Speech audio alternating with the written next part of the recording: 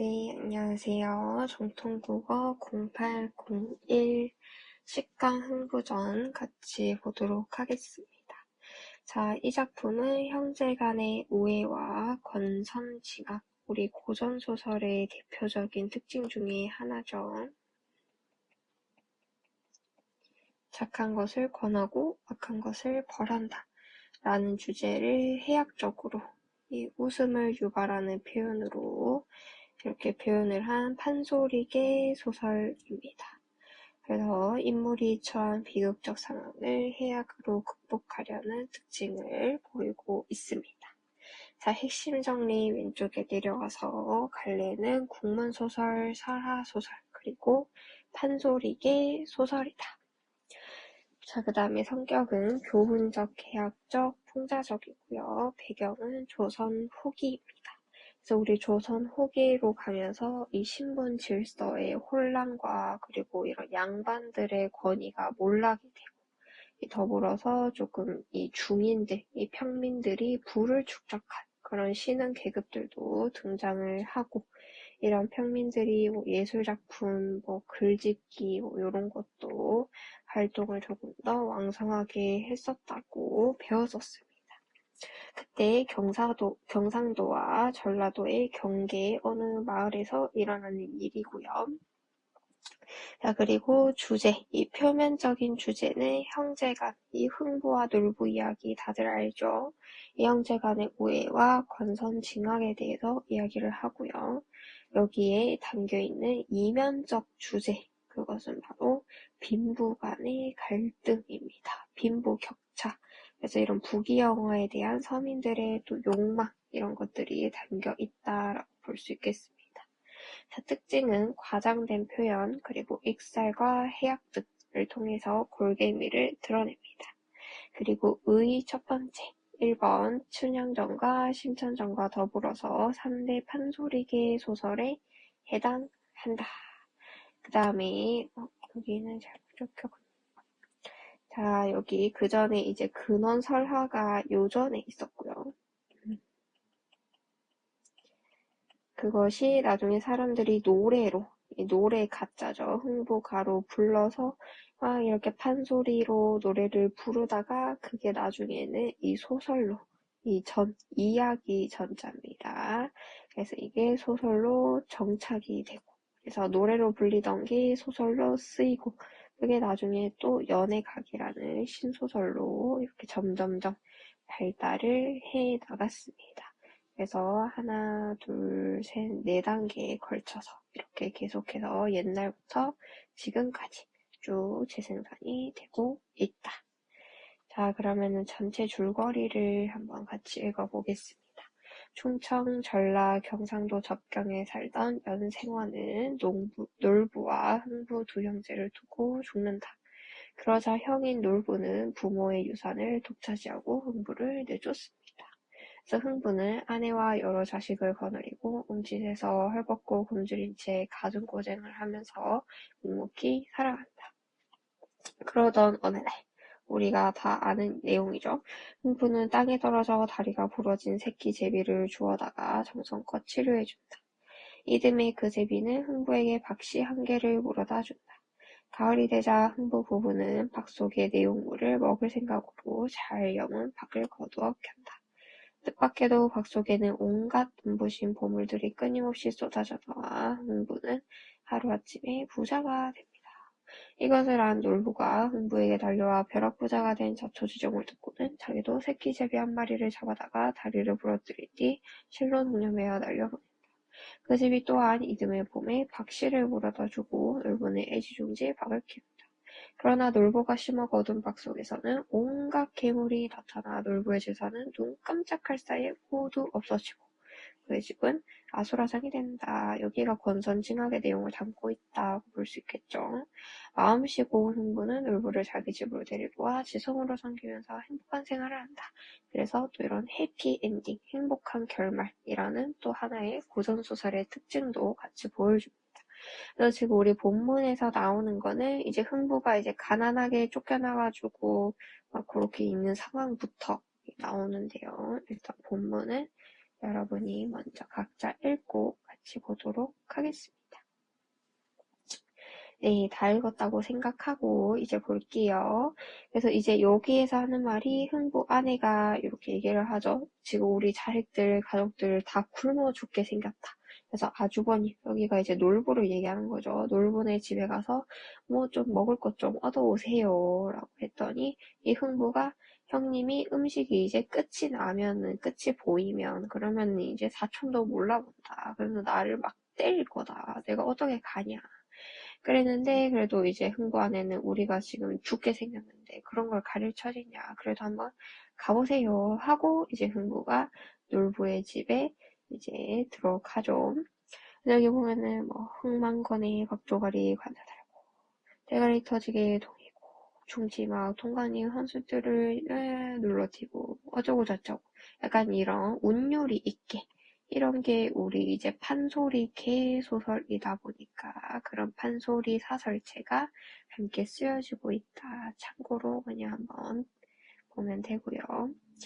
그 다음에 이제 이렇게 흥부가 막 이렇게 애걸복걸 막 빌죠. 옛일을 생각해서 사람 하나 살린다고 생각하세요. 이렇게 애걸하니 놀부놈의 거동보소 라고 얘기하는 거는 우리 지금 고전소설 시점이 거의 다 어떻게 돼요? 전지적 작가 시점이 되죠. 그렇다 보니까 전지적 작가 시점, 이게 3인칭이죠. 그래서 이 작가 시점에서는 작품 밖에 있는 사람이 마치 전지전능한 신과 같이 작품 속에서 일어나는 일을 바라보고 설명을 합니다. 그래서 이 사람이 보면서 이 놀부의 거동을 보게 라면 조금 부정적인 뉘앙스죠. 그래서 이러한 것을 편집자적 논평, 서술자의 개입, 이 서술자가 갑자기 개입을 해가지고 저 넓은 놈의 거동을 봐라 이렇게 얘기를 하는 부분입니다. 자, 그리고 여기에서 이제 또 하는 말, 여기서는 과장된 표현을 쓰면서 또 운율감이 느껴지고요. 그래서 생생한 장면을 전달하는 효과를 주고 있다고 볼 수 있겠습니다. 그래서 이 너한테 이런 먹을 거를 준다면은 내가 키우는 돼지를 어떻게 굶기냐. 너 준다고 소를, 내가 키우는 소를 굶기겠느냐. 막 이렇게 너가 정말 염치가 없구나. 이렇게 얘기를 합니다. 자, 그랬더니 이제 흥부가 슬퍼서 이것이 무슨 일이냐. 이런 친구들, 이런 나쁜 친구들도 형님에 비하면 다 착한 친구들이다. 우리 형제는 어찌해서 이렇게 사이가 안 좋아졌을까. 이렇게 좀 비통해하는 이런 장면에서 본문은 끝이 납니다. 자, 그러면 문제도 일단 여러분이 먼저 풀고 와보도록 하겠습니다. 서술형 문제 끝까지 한번 할 수 있는 데까지 풀어와 볼게요. 네, 다 풀었다고 생각하고 1번부터 보겠습니다. 자, 이 작품에 대한 설명으로 적절하지 않은 것은 답은 2번 우리 조선 전기가 아니라 후기의 사회상을 반영한다고 앞에서 봤었죠. 그래서 1번의 답은 2번이 되겠습니다. 자, 그 다음에 2번 윗글의 서술상의 특징. 자, 인물 간의 대화를 중심으로. 우리 앞에 보면은 이런 큰 따옴표 나오죠. 이것이 다 지금 대화로 지금 이 어떤 일들, 사건들이 일어나고 있는지 보여주고 있는 것입니다. 그래서 2번의 답 1번이고요. 그리고 3번이 흥부의 아내의 성격, 맞든지 맞아 죽든지 지금 우리가 굶어 죽게 생겼는데 그래도 한번 가봐라. 이렇게 좀 현실적인 대안을 이제 흥부에게 막 제안을 합니다. 그렇기 때문에 3번의 답은 1번 적극적이고 현실적이다. 자, 그 다음에 4번. 자, 인물의 심리를 축축한 내용으로 적절하지 않은 것. 자, 미음에서 우리 형제 사이가 어찌해서 이다지 극악한 거고, 이거는 형의 처지와 심정을 이해하는 너그러움이 아니라 이런 비통함, 우리 형제 사이가 어떻게 이렇게 안 좋아졌을까? 라는 안타까움이 드러나 있기 때문에 적절하지 않은 것은 5번이 되겠습니다. 자, 그 다음에 5번. 이 놀부의 태도. 여기에서는 너한테 뭐 줄 거 없다. 너한테 쌀을 줬다가 우리 소랑 돼지를 굶기겠니? 이런 조금 못된 태도죠. 자, 1번부터 사자성어의 뜻을 보자면은 수주대토. 한 가지 일에만 얽매여서 발전을 모르는 어리석은 사람을 일컫는 말이고요. 그리고 속수무책. 이거는 많이 들어봤죠. 이 손이 다 꽁꽁 묶여서 내가 어떤 행동도 할 수 없다. 뭐 그런 이런 어찌할 바를 모르는 그런 답답한 상황이 되겠습니다. 그리고 인면수십, 이거는 사람의 얼굴, 그리고 수십, 이 짐승의 마음, 그래서 마음이 몹시 흉악한 것을 얘기를 합니다. 그래서 인간의 탈을 쓰고 어떻게 짐승의 행동을 하느냐, 뭐 약간 이런 말들도 있죠.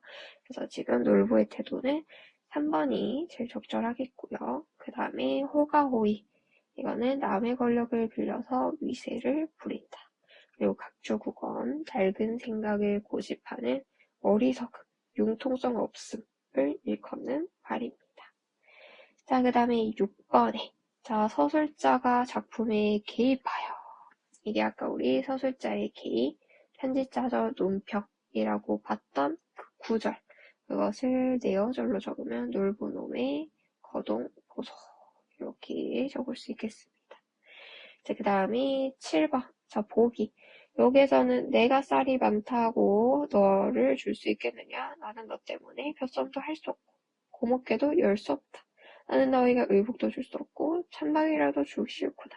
너를 줄 몫이라면 차라리 개나 돼지나 소를 배불리 먹이겠다. 꼴도 보기 싫으니 썩 꺼지거라. 여기에서는 지금 그냥 우리 일상체, 그냥 대화체로 얘기를 하고 있죠. 그거를 A처럼 바꾼다. 라고 하면은 거기에서는 이런 과장된 표현이랑 운율감이 느껴지는 표현으로 썼었습니다. 그래서 작품의 재미를 더하고 더욱더 생생한 장면 전달을 해줄 수 있는 효과를 가지고 있다. 자, 그 다음에 8번. 요거는 좀, 기본이 함께 봐야 돼서. 자, 보기를 먼저 볼게요. 자, 판소리는 창자인 광대가 고수의 북장단에 맞춰 긴 서사적인 이야기를 소리와 안일이로 엮어 부르는 것이다.